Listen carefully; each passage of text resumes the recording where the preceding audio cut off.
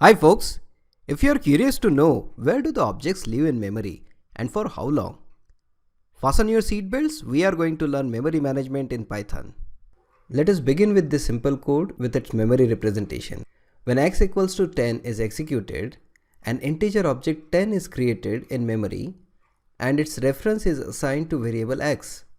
This is because everything is object in Python. Let us verify if this is true.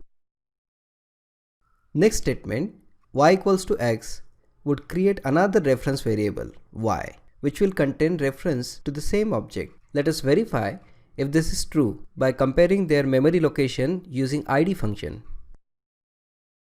The message in output window confirms that they are referring to the same object. Now let us add 1 to x. This will result in creation of a new integer object 11 and x starts referring to the new object. Again, let us confirm by comparing the memory locations, and output window confirms that they are now referring to two different objects. Now let us create third variable z with integer value 10. Let us compare its id with y. And here is the surprise. Both the variables point to the same object, and the reason is Python optimizes memory utilization by allocating the same object reference to a new variable if object already exists with the same value. Any reference variable may later be assigned to object of different type. For example, an object of car can be assigned to z.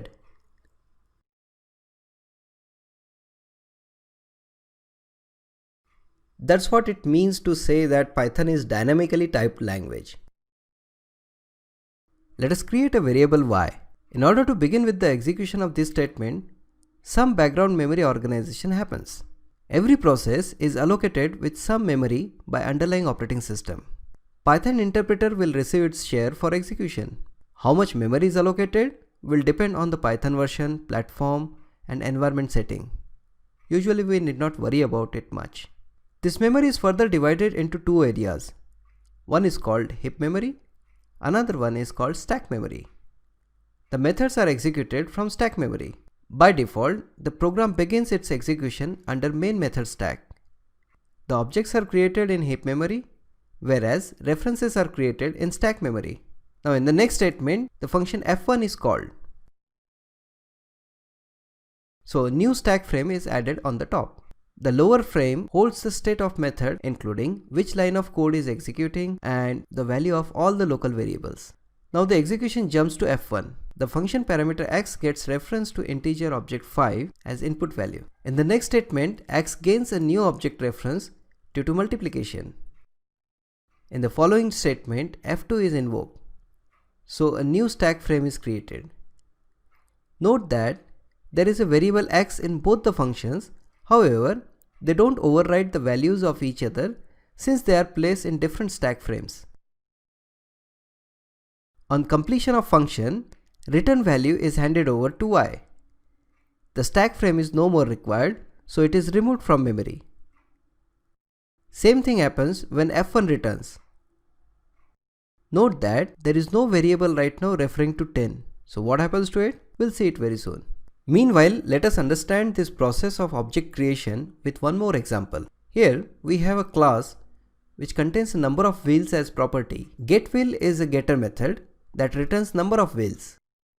Now, as soon as a new object of car is created, its init method is invoked. So a new stack frame is created. The instance variable wheels is created on the heap memory inside the car object, and init helps in initializing the value of the same.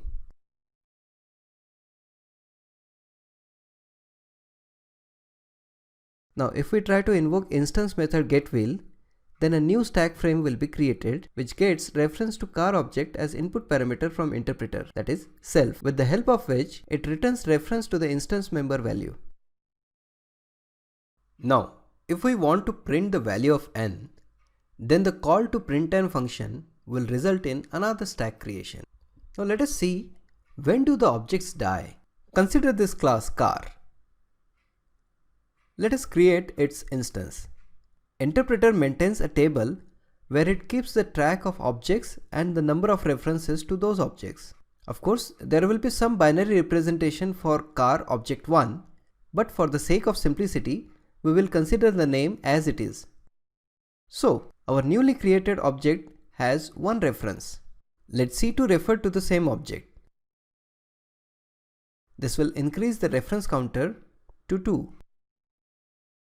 Let us now remove the reference from C1. So the counter becomes 1.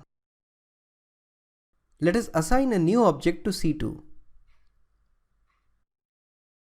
A new row will be added to the table for car object 2. The car object 1 reference will become 0. Such objects who do not have any variable referring to them are called dead objects. Python has a mechanism called garbage collector. It runs as soon as the reference counter becomes 0. It removes the dead object from memory.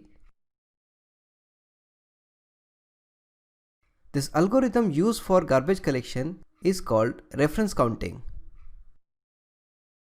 Different languages use different algorithm for garbage collection. For example, Java uses mark and sweep algorithm where the objects are marked as soon as they are dead, but they are swept out of memory periodically and not immediately.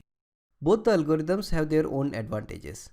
For example, when the dead objects are removed immediately, there is always optimal memory utilization. This is advantageous when the memory is limited. However, this slows down the speed of execution due to frequent invocation of garbage collector. Note that the choice of algorithm is implementation specific. Even for the same language implementation, for example, C Python, PyPy, IronPython, Stackless, Jython are different implementation of Python language. In order to understand when exactly garbage collector is invoked, I am going to run this code step by step in PyDev debugger. Let us print memory location of car object. Here I am creating a weak reference R to the car object. This is called weak reference because garbage collector does not keep count of such references. Let us print R. Output window confirms that R and C1 are referring to the same memory location. Now assign none to C1, which means reference counter in the table decrements to 0.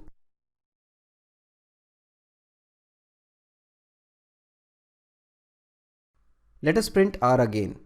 The print message in the output window confirms that the memory is reclaimed by garbage collector even before the execution of next statement.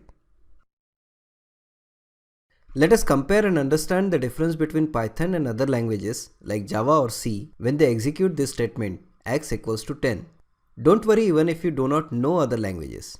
No specific data declaration is needed in Python, hence it is called dynamically typed, whereas data type declaration is mandatory in other languages, hence they are called statically typed. The 10 in Python will be instantiated as object in heap memory. In other languages, 10 is just a primitive data type stored in 4 bytes of memory in case of Java and 2 bytes of memory in C language. The size of memory reserved by system depends on the type of data mentioned at the time of declaration.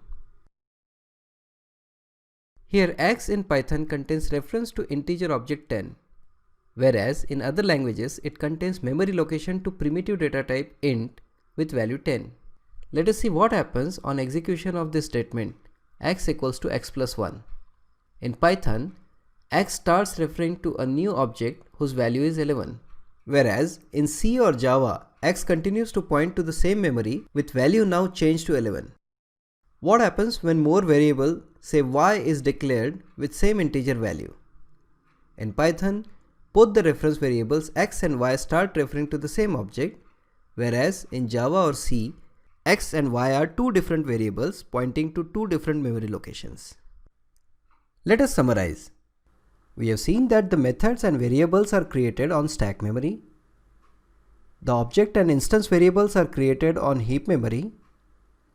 A new stack frame is created on invocation of a function or method. Stack frames are destroyed as soon as the function or method returns. Garbage collector is a mechanism to clean up the dead objects. Thank you for watching. Please leave your feedback comments.